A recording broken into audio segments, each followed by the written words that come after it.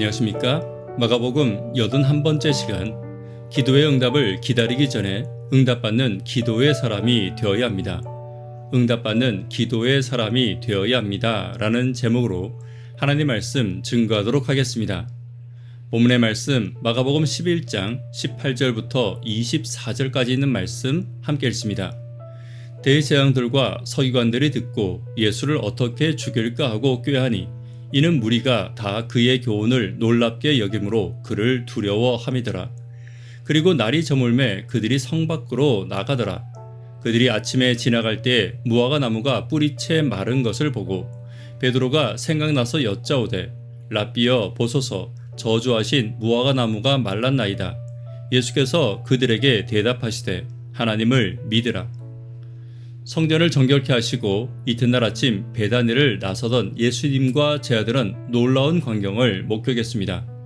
전날 주님이 저주하셨던 무화과 나무가 뿌리채 바짝 말라 있는 것을 발견한 것입니다. 그리고 예수님은 그들에게 말씀하십니다. 하나님을 믿으라. 말라버린 무화과 나무는 말라버린 유대인의 예배와 메말라버린 그들의 신앙을 말하고 있는 것입니다.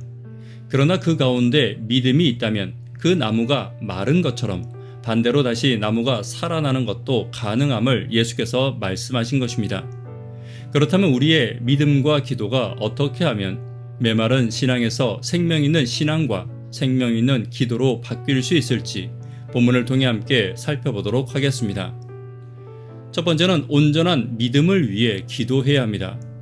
세상을 살아가다 보면 반드시 인생의 산을 만날 수밖에 없습니다. 그리고 인생의 메마름도 경험하게 될 것이고 아무리 노력해도 해결할 수 없는 사막과 같은 시간도 보내게 될 것입니다. 이러한 때에 기도하는 것은 당연한 것입니다. 그러나 열심히 기도하는 것은 답이 아닙니다. 온전하고 확신 있는 기도가 우리에게 필요한 것입니다.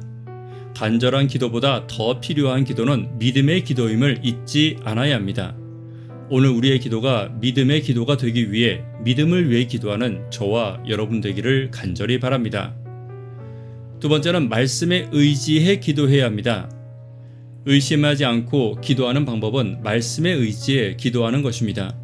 이미 주께서 하신 말씀에 의지하고 말씀의 보증을 얻는 것입니다. 의심은 기도의 응답을 막는 장애물이라면 말씀은 기도의 문을 여는 열쇠가 될 것입니다. 기억해야 합니다. 내 연약한 믿음으로는 결코 의심을 이길 수 없습니다. 오늘 내 마음 가운데 의심의 마음이 있다면 말씀을 붙들고 말씀에 의지해서 기도하는 저와 여러분 되기를 간절히 바랍니다. 세 번째는 감사의 마음으로 기도해야 합니다. 예수께서 주시는 산을 옮기고 생명을 회복하는 기도 세 번째는 감사하며 기도하라는 것입니다. 다시 말하면 미리 감사의 기도입니다. 눈앞의 것을 보는 것이 아니라 이루어질 것을 바라보라는 것입니다. 히브리서 11장입니다. 믿음은 바라는 것들의 실상이요 보이지 않는 것들의 증거니 선진들이 이로써 증거를 얻느니라. 믿음은 우리가 기도할 때 눈으로 확인하거나 감정으로 느끼기 전에 이미 응답받는 것으로 믿어야 한다. 응답의 확실함은 우리의 느낌에 있는 것이 아니라 하나님의 신실하신 약속에 있다. 이미 받은 줄로 믿고 감사하라. 오늘 내 눈앞의 것을 보는 것이 아니라 보이지 않는 하나님의 손을 믿음으로 바라보는 저와 여러분 되기를 간절히 바랍니다. 말씀에 결론 맺도록 하겠습니다. 응답받는 기도를 위한 우리의 믿음이 어떻게 바뀌어야 할지 본문을 통해 함께 살펴보았습니다. 온전한 믿음을 위해 기도해야 합니다. 말씀에 의지해 기도해야 합니다. 감사의 마음으로 기도하는 저와 여러분 되기를 간절히 바랍니다. 기도 제목 함께 나누도록 하겠습니다.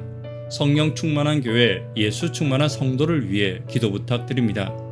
구도자분들을 위해 기도 부탁드립니다. 학생, 청년, 어린이를 위해 기도 부탁드립니다. 새벽기도와 영버TV를 위해 간절히 기도 부탁드립니다. 기도의 응답을 기다리기보다 응답받는 기도의 사람이 되기를 위해 기도 부탁드립니다. 이 시간 개인적으로 기도하도록 하겠습니다. 감사합니다.